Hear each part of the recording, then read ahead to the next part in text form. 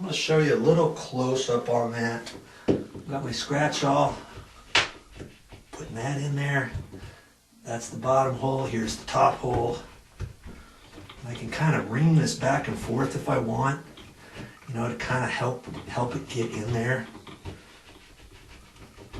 Okay, take my little screwdriver, use it as a drill, and just do this if I want. Okay, looks good.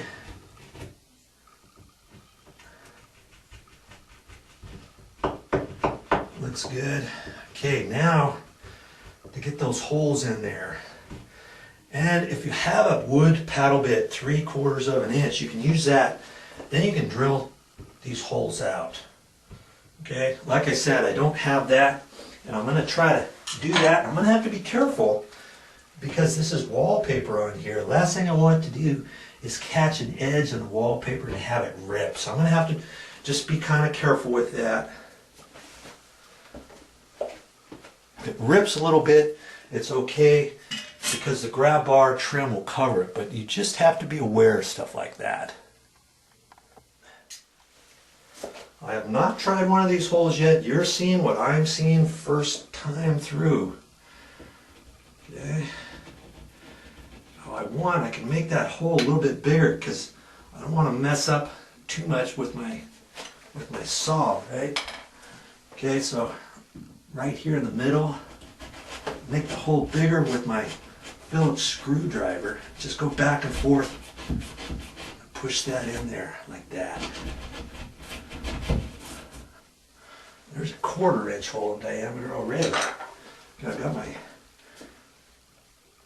sheetrock saw, and I'm just going to twist it in there like this. I can go back and forth, and as I keep pushing it, it's making the hole bigger.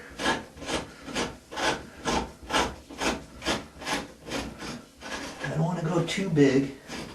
I got this wallpaper right here.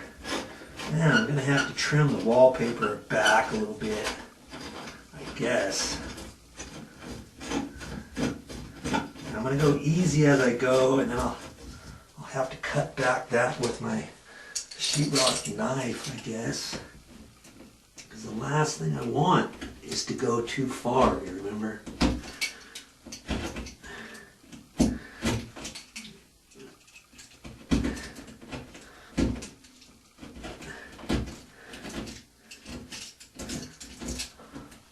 Okay, I can do that, and I'm going to make the hole bigger. I'm just going to have to keep going like that. I want to guess and cut the wallpaper back in a square or something, find out, oops, I went too far, and oops, I went so far, I went below the trim edge right here of the grab bar, you know what I mean? Okay, I'm going to keep working at it, little by little, you'll get it. Now an interesting thing is going to happen. You got to be careful. This wall cavity is only 3.5 inches deep, so I can only push this in so far. Okay, so now my tip is hitting, and I've already made this hole, and I cleaned out the hole, and it's like, okay, what am I going to do now? I measure this here, and I've got almost 3/4 of an inch. I've got a little bit more than 5/8, which is 11/16. 5/8 is 10/16 plus the 16th is 11/16. Okay, so now I can just take this and just gently clean up the edges. I want to make that just a hair bigger. And on the back side, I can kind of hold this and just kind of clean up the back just a hair without hitting the outside edge. Okay, like that.